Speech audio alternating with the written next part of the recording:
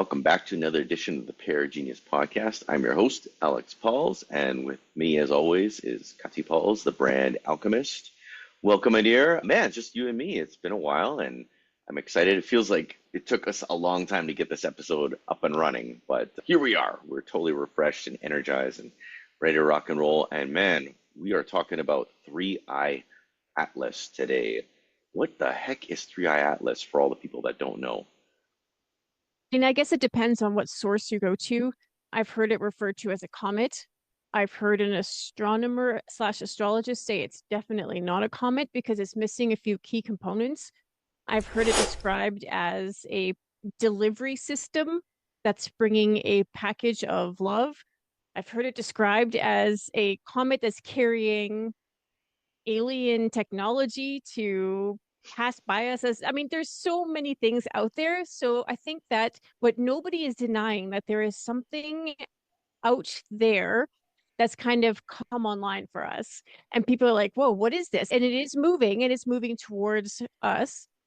And the very cool thing about it, no matter what you call it or how you describe it, is that it's supposed to come the closest to Earth on December 19th, which is right before the winter solstice.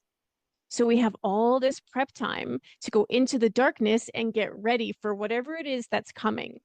And I think that the biggest and best thing that I've heard anybody say about it is that no matter what, we're not to be afraid of it. This is not coming to harm us. No fear. So that's kind of what I've been picking up on. That's cool. I guess it all depends on what people's beliefs are, right? And I mean, I don't believe that there's ever going to be an asteroid that comes and wipes us out or anything like that. So to me, this definitely isn't that. And if anything that I've learned from listening to Sandy and to you and listening to some other people talk about astrology is that there's very neat energetic things that are happening between us, our bodies, and there's some kind of a link to us and the heavenly bodies, the stars in the sky. So I just think it's one of those things. I think it's an energetic connection that we have that maybe we can't completely explain, but I mean, our beliefs help shape our reality, right? So if I believe that this is an energetic event that's coming, then that's just what it is. It's going to be an energetic thing. And one of my pieces of homework for this episode from you was to sit with myself and meditate on how I feel and a little bit of, sharing, what I wrote down and what you wrote down and what it means for us. And for other people, it could mean the end of the world. So Oh, who I hope knows? not. I hope that's not what somebody gets from it. I can't imagine that would be the case, but I guess it depends on whatever filter you're coming at it with. So while there are very prominent people talking about this, and I like that you called it an energetic event, that's what I'm going with from now on. I think that like actually describes it really perfectly. And based on your own unique self, that you should sit and meditate and connect to this energetic event that's coming and see how you can prepare for it. What are the messages you're getting from it? What is the feeling of it? Because it's bound to be different for every single person. So I'm Mhm. very interested in what came through for you. Yeah, and I've said it before, the millionaires, they watch the stock markets and the billionaires watch the stars. And if you believe anything about that kind of stuff, you know that saying exists for a reason. So there's a reason why very high level people look to the sky and realize when energetic events are happening and going within and figuring out what that means for you specifically and where you are in your timeline, I think. Man, what a gift. What a gift to know that. Because if it wasn't for you, I probably wouldn't even know that this is happening. So I would probably be going through all these weird emotional things and not really understand why. But I guess when it comes down to it is whenever you're going through something that you can't explain is to sit with it and just check in with yourself. And I don't think enough of us do that, including myself. So I appreciate you giving me this homework of sitting down, writing, and just being quiet and checking in on myself. It's an excuse to check in on myself. And I just want to remind everybody that this is being broadcast from this perspective of me as the alchemist, because that is my gift. That when I fully align with myself, it comes through as the alchemist. And with you as the guardian, the divine masculine. I think that's why it's so important to have your perspective on this. I've heard this event described as feminine energy that's coming in. And the part that kind of ruffles me a bit is that fine. It can have some of that feminine energy, but we need the divine masculine. Like there needs to be this perfect balance. And that's why I really think it's important to have you at the table for this because you embody the divine masculine. So why don't you start and tell us some of the stuff that was coming through when you connected to Three Eye Atlas? Well, I'll say this. I started out meditating and just sitting there in our room with the sun shining on me, and I was getting nothing. I was getting frustrated. And then I'm like, okay, I'm gonna lay down. I promise you, I'm not gonna fall asleep. But I laid down on the floor. I'm like, okay, because I usually when I meditate, like when we're at yoga, or I'm always laying down, or I'm in the shower. So I'm like, you know what? I'm not gonna do the shower today. I'm just gonna sit. And the sitting didn't work, so I laid down.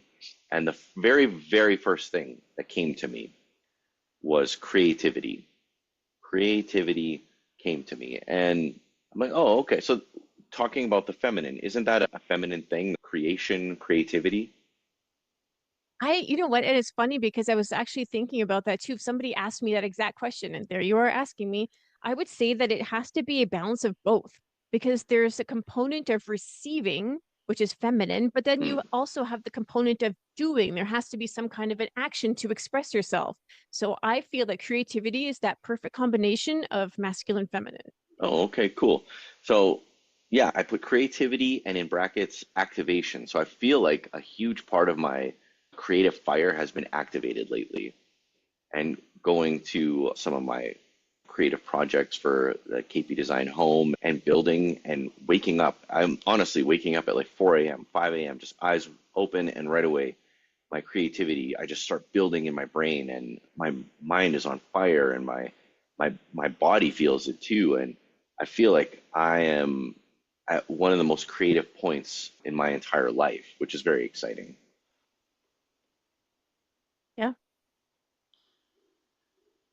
Are you very feeling that good. Is too? there more? Is there more? There's more, but I was going to say, are you feeling that too within you, that there's a lot of creativity? Creativity was not one of my see, and that's why it's so important for Mm, individuals to connect because I feel like if this is an energetic event that's coming as a blessing from the universe, for you to understand that right now where you are is in the seat of creativity and this is activation that's coming. So maybe that's where you're going to get your boost. okay. So the next thing I noticed when I like lay down, I close my eyes, is sometimes I see colors and things like that. And I always find that very interesting. I try and focus on it before it like almost like dissipates and fades away. But I noticed right away there was this like blue-green orb, like just like a, yeah, that's the best way to describe it. Blue-green orb. Very small, and it kind of went away, but I'm like, oh, okay, so I should probably just pay attention to that. I wonder what the blue and green means. So maybe that's something that I need to, dig into a little bit more. And screen shut down here. After I saw the blue-green orb, I right away checked in with my body. It's like, okay, what parts of my body are affected right now, or what am I noticing right now with this creativity, with this blue-green orb? Is it a chakra thing? I don't know. But I checked in again, I asked myself, what am I feeling? And it right away was like heart, sternum, and my gut. So my heart, sternum, and my gut had nothing to do with my mind, with my brain, with my root chakra at all. It felt more centered in me. And I was wondering if you noticed or if you checked in with your body at all. So when I went to yoga this morning, I went in with the intention of being able to get some kind of connection to this energetic event. And it's weird because what came to me was definitely heart space. And I was shown within my body almost like a satellite dish. So the satellite dish was sitting right in my heart space and like a bowl open. So definitely whatever is going to happen is going to be receiving in the heart space. That's my feeling on it. Oh, okay. And yeah, and like you said, I guess and we haven't rehearsed this. We haven't talked about this. This is the first time we're talking about it. So I'm curious as to see how different things are for you. And I'm sure it's totally different for everybody. So I'm assuming that this is igniting everyone in completely different ways. So for the most part, this is information on check in on yourself. It's a great excuse to do that. And yeah, the next thing that came to me was wisdom, actually. Wisdom. And that has been a big, for probably the last 2 weeks, I've noticed how much I'm not triggered by things that used to trigger me before, or I'm not falling for things that, not even triggers, but one of my biggest things in life is patience. I always would lose my patience. And I feel like this wave of wisdom has come over me and nothing is rattling me anymore except for that miter saw incident, which we don't have to talk about right now. But yeah, I crashed out on my miter saw just because I couldn't do something. And then I walked away, and the next day I fixed it within 2 minutes because of wisdom and patience. And I feel like whatever this 3i Atlas is has brought or is bringing, I think it's going to help me with this patience piece, a huge piece of it, because I asked, I'm like, what is it bringing? What is it bringing me?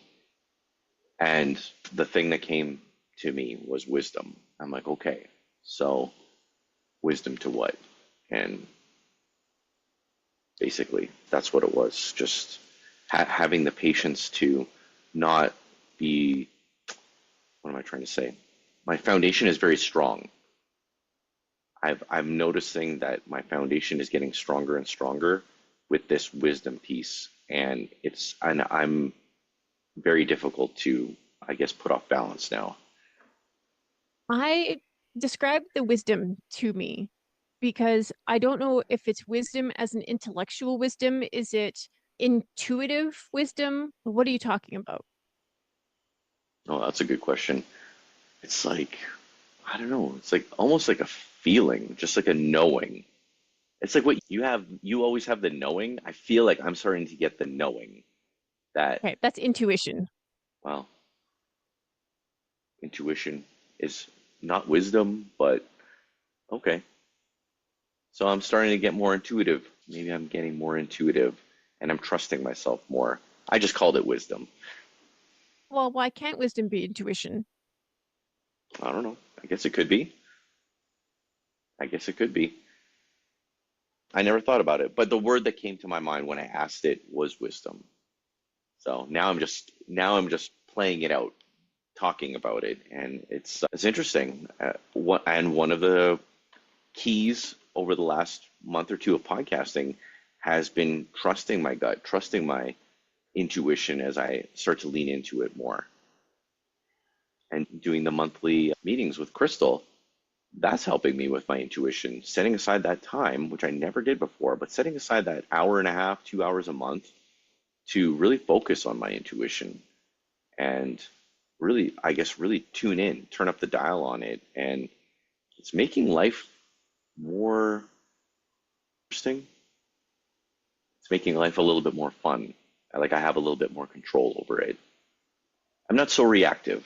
I'm more of the designer of my life, which I am starting to enjoy a lot more. I feel like I'm too old to just be reactive. I would rather be the designer of my life and start to will and bend things the way I want to bend them and react appropriately to the things that I don't want instead of like fueling fire to the things I don't want and making more of that.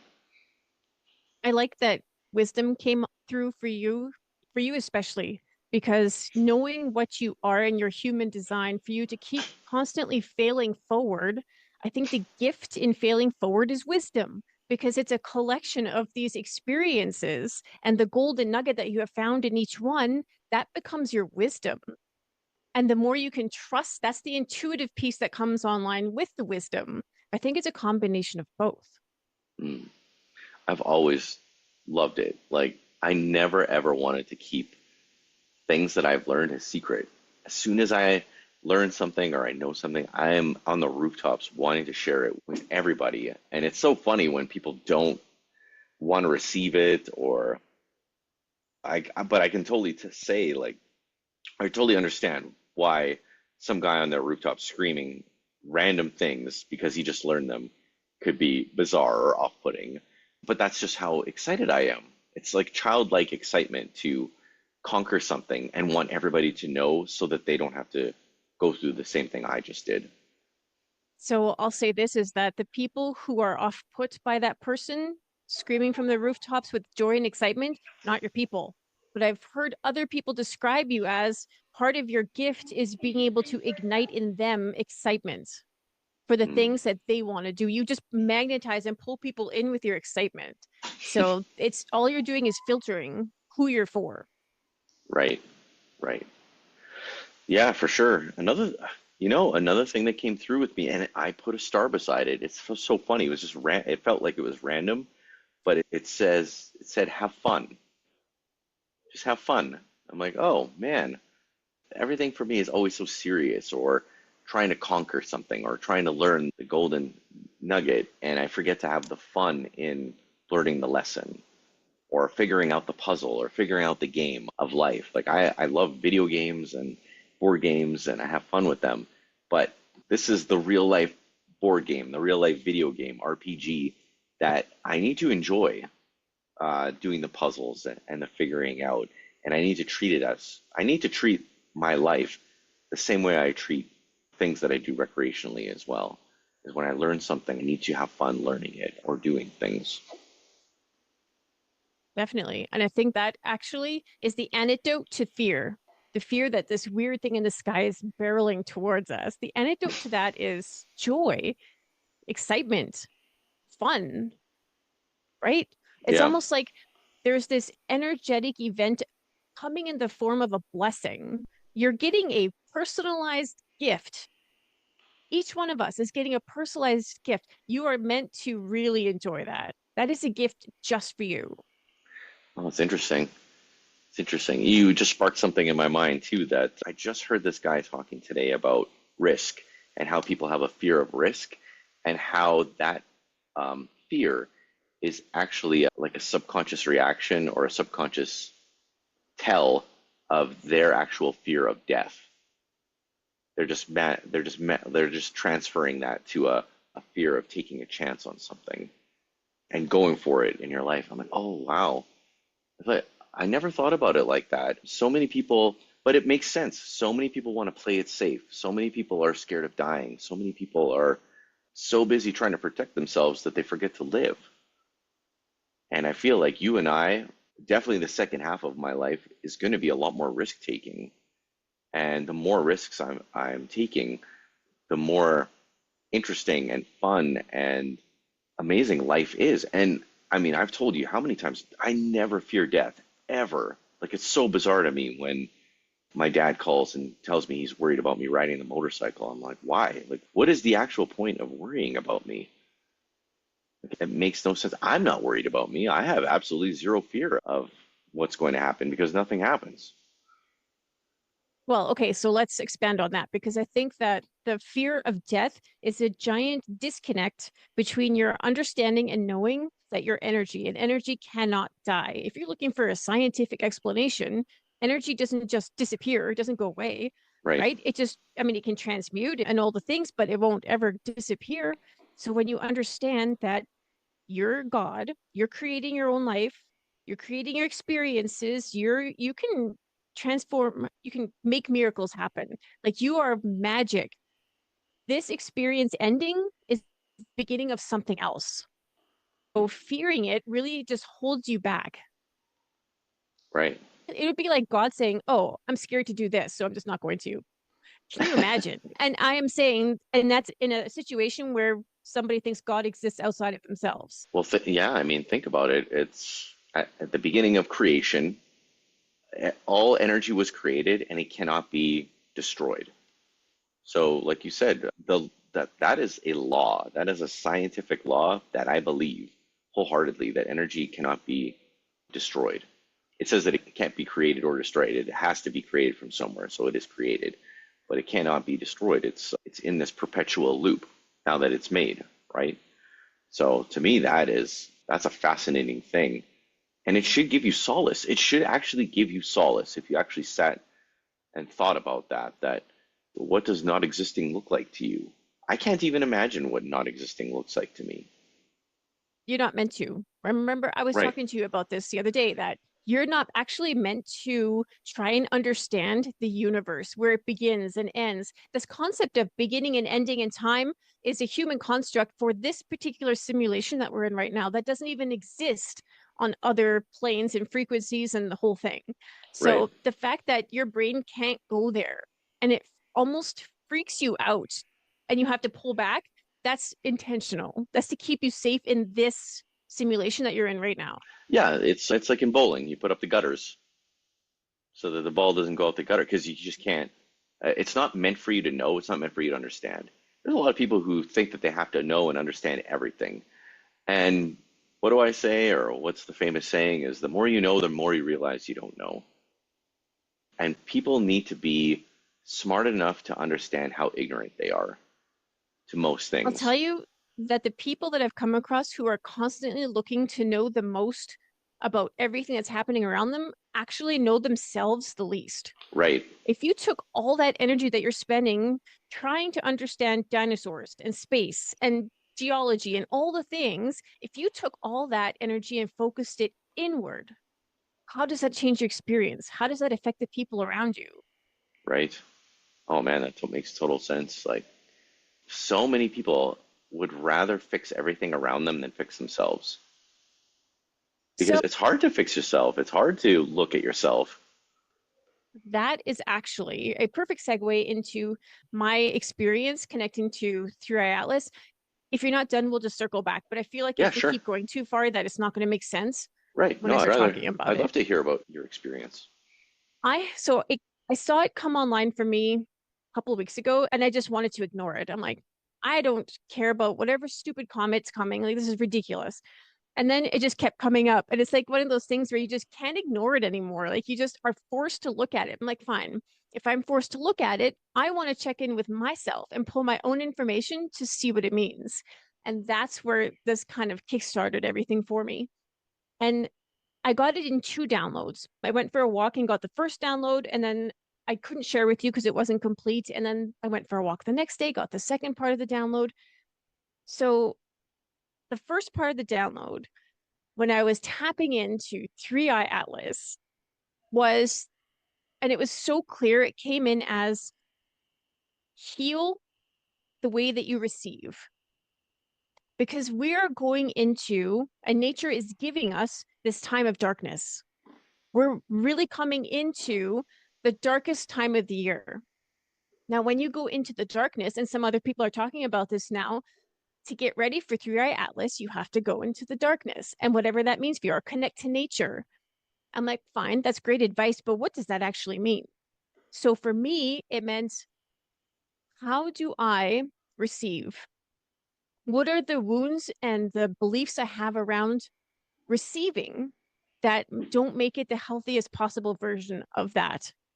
And then I'm like, okay, so what does that mean? And it came in as an example. I'm like, when somebody pays me a compliment, what is my immediate reaction to that? So for me, it's no, I'm not good at that. Or I don't look that good. I don't, right away, it's dismissive. I dismiss the compliment. And same thing with love. If somebody's showing me too much love, it's almost like I want to turn around and run away. That's my reaction. That's terrible. I'm like, okay. So for me to go into the darkness means I need to start healing how I receive. And that is a very feminine energy. So this part of my feminine energy in my body is off balance because I think that when I reject people, I reject love, I reject compliments, I'm rejecting myself. That's just what it comes down to because everybody else in my life is a mirror reflecting back to me, right? They're just showing me myself. If somebody's saying, you know, you're really beautiful and I reject that, I'm just telling myself, no, I'm not beautiful. Like I just Right. so wild when you put it into that perspective. So I feel like I'm probably not the only one who has to. I mean, I think if everybody asks themselves, how do I react to a compliment? How do I react when somebody gives me a gift? Right? How do I react when somebody shows me love? And then answer that honestly, and you'll see where the wounds are because it's always an underlying belief to that. So that was one of the giant themes for me that came through with this. So that was like part one of Through Eye Atlas for me. And Mm. then the other part of that was this whole idea of Christ energy. All of a sudden, the Christ energy came up, and I think it's timely because we're coming into December and Christmas and the nativity story. And I never really understood Christ energy until I kind of removed it from religion. And then all of a sudden, Christ energy came online and my whole body lit up. And I'm like, so what is the frequency of Christ? For me, it's like unconditional love. That frequency feels amazing. It's compassion. I can't even think of a more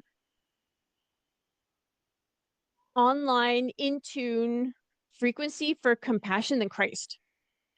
Christ is not a human to me, he's a frequency. That frequency lives on a level of miracles. So that was another part that came in. And then I had to like turn on my alchemist dial. And I'm like, okay, how do I distill through our atlas? And then it just came in as one phrase for me. And it's, are you ready to receive yourself? Are you ready to receive yourself? Heal how you receive and be prepared to get as much of yourself as possible. Now, I've heard it talked about as in terms of remembering. You're remembering who you are. The veil is being lifted.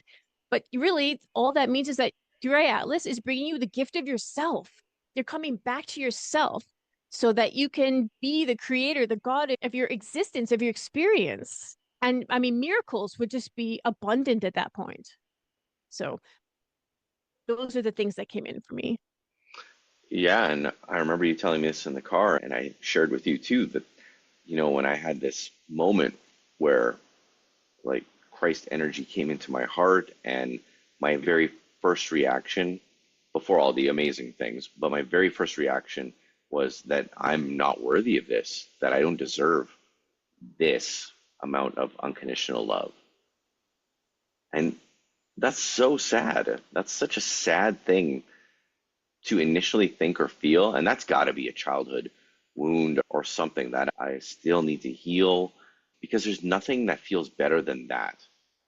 That was one of the best feelings I've ever felt in my entire life, is this unconditional love, regardless of the fact that whether I thought I was worthy of it or not.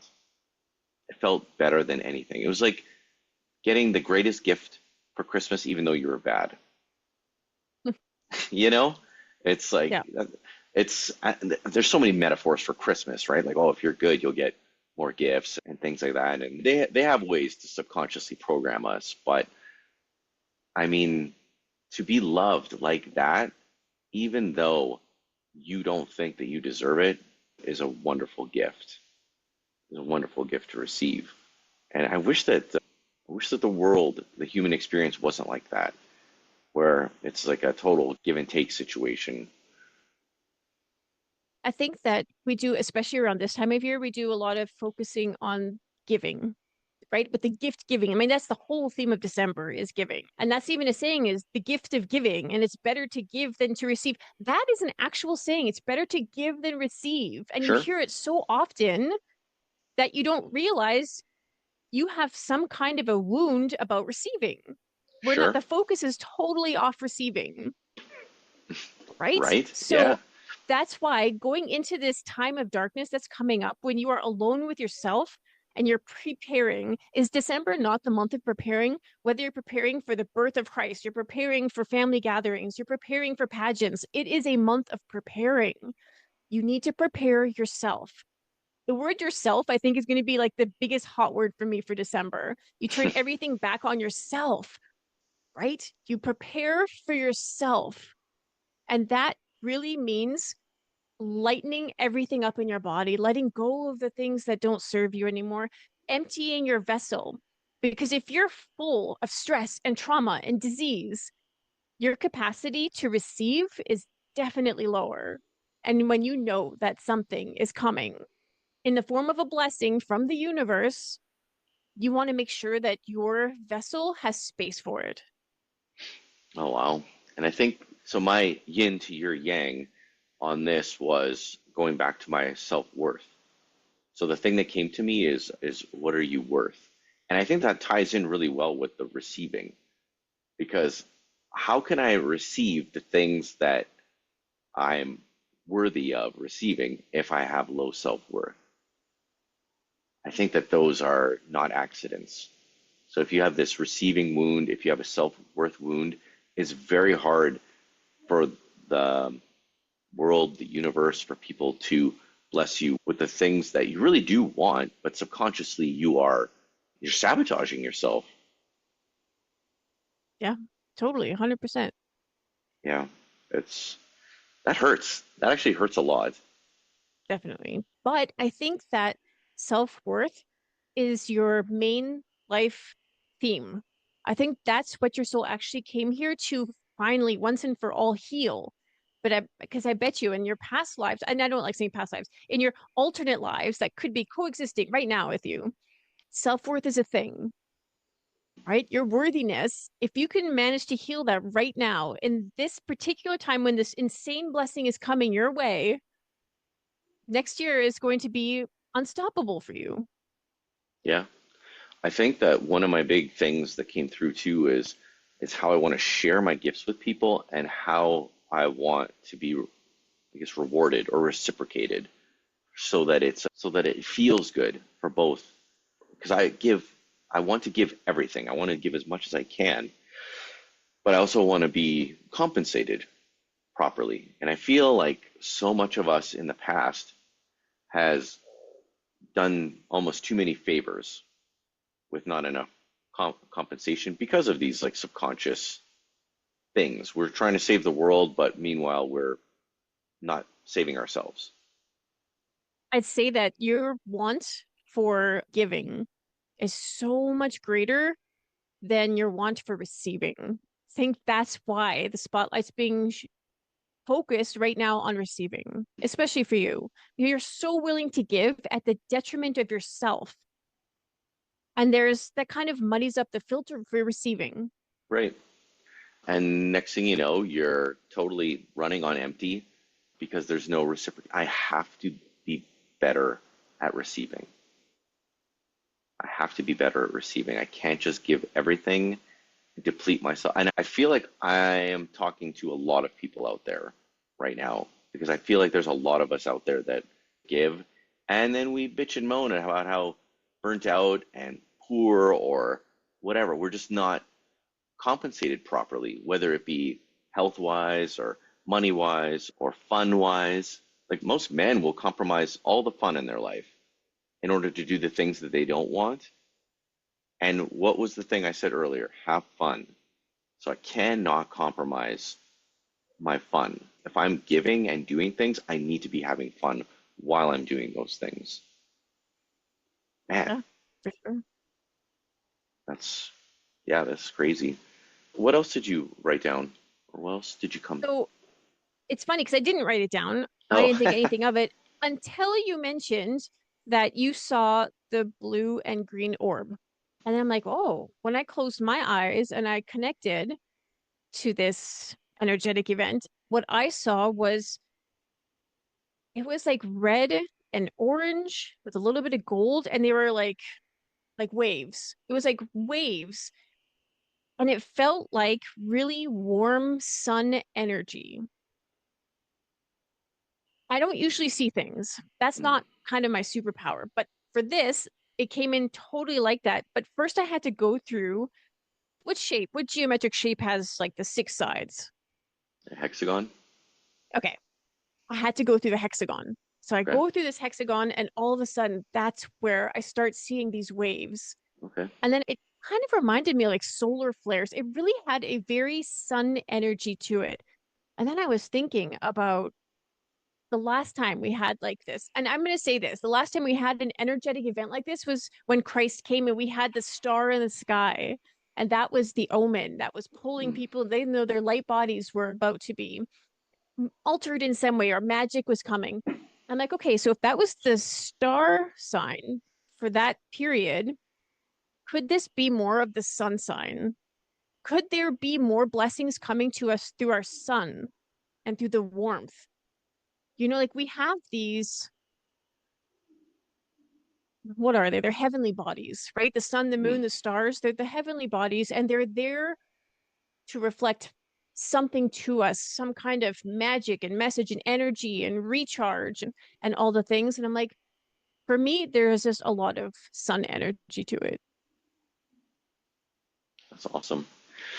Yeah, it's interesting that it's like the total opposite of me, but I think that, well, like we said earlier, it's very specific to the person and what they're gathering. And I feel like with the wisdom, with the receiving, with the self-worth issues, I feel like the wisdom to receive properly will allow me to finally conquer my self-worth issues and move on to the next challenges of my life, whatever those are.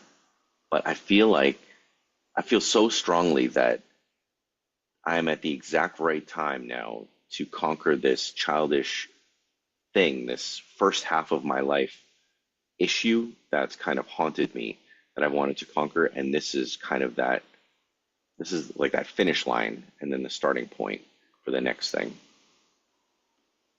I want to just, now that we've kind of talked about how we've channeled in our own information, something that was said that I would like to touch on is that this year, 2025, was like this gestation period that we were really meant to hold something and bring it forward into this next year, into 2026.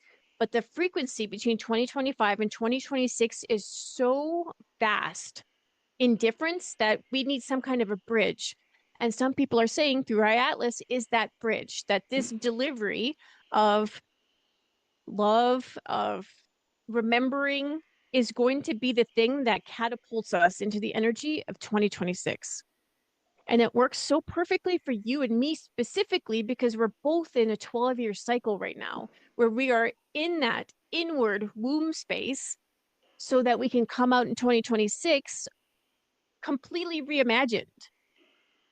And I don't think that's an accident. This divine timing is almost, it almost like short circuits your brain to think about it. You really just have to feel into it. So how does that feel for you, knowing that there's this bridge of something coming to get you into the next year? I would say the first thing that I thought of was it makes me feel really special, and I feel like all of this is for me.